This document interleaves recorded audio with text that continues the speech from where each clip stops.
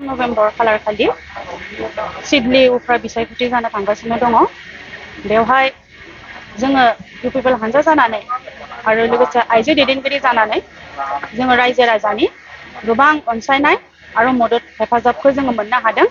बिथांमोनखौ जोङो साबायखर जासिनायनि गेजेरजों 13 नभेम्बर खालि बयबो सिडली बियाबनि रायजो राजा नोंथांमोना फैनानै जोंनि ट्रेक्टरनि सावगारि लोगोसे मानाव गेदेर निर्मल कुमार ब्रह्म बिथांखौ गोबां भटआव देरहासार खालामगोन होननानै मिजिंथिनानै जोङो नोंथांमोननि सेराव खावलायनाय जाबाय आरो।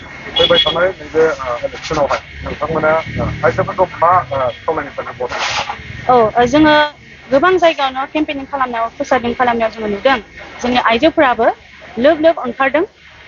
आइजो बिथांमोना गावबा गावनि न'खरखौ मोजाङै खुंलांनायनि गेजेरजों बिथांमोना दसे सम दोनथ'नानैबाबो गोजोन आरो खौसेथिखौ नायनायनि गेजेरजों लोब लोब जोंनि फोसावदिं मेलाव ओंखारदों आरो बेनि गेजेरजों जों मिन्थिनो हायो जोंनि इउपिपिएल हानजाखौ बिथांमोना गोबारै सापर्ट खालामदों आरो फैबाय थानाय नैबे उफ्रा बिसायख'थि जोबनायनि उनाव गोबां आइजो बिथांमोना जोंनि इउपिपिएल हानजायाव जयनिं जानायनि थाखाय साखाफारा जानानै दङ आरो।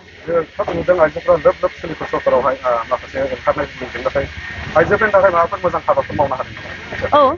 जोंनि इउपिपिएल हानजाया जोंनि आइजोफोरनि थाखायबो जिथुनिखि सेल्फ हेल्प ग्रुप 22 रोजा करि रां होनायाव बेवहाय 9,658 सेल्फ हेल्प ग्रुप रेजिस्ट्रेसन जानायफोरनो चेकखौ रानना होनाय जाबाय। अनलि बेनोल' नङा, आइजोफोरनि थाखाय handloom cluster level animal and husbandry डिपार्टमेन्टनिफ्रायबो पिक मिशन, गटारि मिशन बेफोरबायदि स्किमफोरा दङ।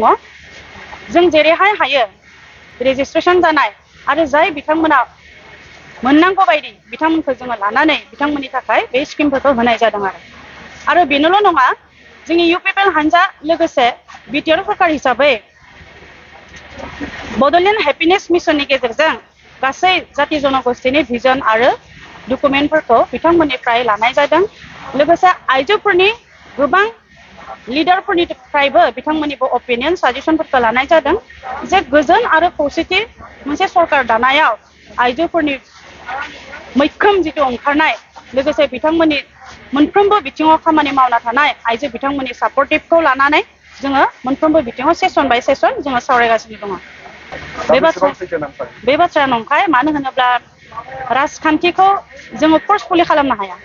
19 बोसोर जानायनि उनाव गणतान्त्रिक अधिकार हिसाबै बयहाबो भट होनो हानाय अधिकारा थायो आरो बेवहाय मोनसे राजखान्थि हान्जाया जोंनि पार्टिया जे मोजां होननानै बेखौ माब्लाबाबो बुंनो नाङा। मानो होनोब्ला साननो हानाय गोहोआ रायजो राजा बिथांमोननियाव थाखायो। बेवहाय जिथुनिखि बिपिएफ हानजाया जोंखौ बेबायदि खोथाखौ बुंदो, बे बाथ्राया एकदम नंखाय आरो बिथांमोना रायजो राजानि खाथियाव थांनानै केम्पेनिंखौनो खालामनो हायाखै, जायनि थाखाय दिनै गोनो गोथो जानानै बेबायदि खोथा बुंदों। आरो मोनसे बाथ्राखौ जों नुदों, हाग्रामा महिलारि बिथाङा गावथ' गावनि आखलखौ थिग लाखिनो हाखायाखैनो, थिग बेबायदिनो बिथांमोननि राजखान्थि हान्जायाबो दिनैनि समाव गावबा गावनि राजखान्थिनि जिथु नेमखान्थिजों लोगोसे थाफानाय खामानि बेफोरखौ मोजाङै मावालासिनो दिनैनि दिनाव जोंनि बिटिआर सरकार एबा इउपिपिएल हानजानिफ्राय जिथुनिखि स्किम होनाय बेफोरबायदिखौ बिथांमोना जोंखौ बुंनो हमदों। थारमाने जों बेयावनो मिथिगौ बिथांमोना 17 बोसोर दैदेनलांनाय समाव मोनसेबो स्किमथ' होनो हादियानो आरो जोंनि इउपिपिएल हानजा जानानै स्किम होनो थांनायावबो बिथांमोना आपत्ति। दा जों बेवहायनो मिथिगौ बिथांमोनाबो जिहेतु जोंनि स्किमनि नामखौ लानानै बिथांमोना केम्पेनिं खालामदों, बेवहायनो जों मिथिगौ माने बिपिएफ हानजायाबो जोंनि स्किमखौ माने खोब मोजां मोनदों आरो जायनि थाखायसो बिथांमोननि 17 बोसोर दैदेनलांनाय समाव मोनसेबो स्किम बुंनो हायै मानसिफोरा दिनै जोंनि इउपिपिएल हानजानि स्किम बाथ्राखौ लानानैसो ओंखारदों आरो बुंबावदों बिथांमोना इउपिपिएल बेलाया बिटिआरनि दोलोखौ माखासे ओनसोलफ्राव हाबनो होआखै होननानै गावसोरखौ दम होदों होननानै बुङो। थारैनो इउपिपिएल दोलोआ दम होमारदों नामा? दम होनायनि खोथा नङा, आं बुंखाबाय आगोलावनो जे 19 बोसोर जानायनि उनाव बयहाबो भट होनो हानाय अधिकारा दङ। बेवहाय बिथांमोना जुदि बुंना लायोबा बे बाथ्राया खोब लाजिथावना बाथ्रा। मानो होनोब्ला रायजो राजायानो जुदि बिथांमोनखौ गनायाब्ला बेवहाय जोंखौ एलिगेसन होनानै लाब गैया। बिथांमोना जेरै राजखान्थि हान्जा, जोंनियाबो मोनसे राजखान्थि हान्जा।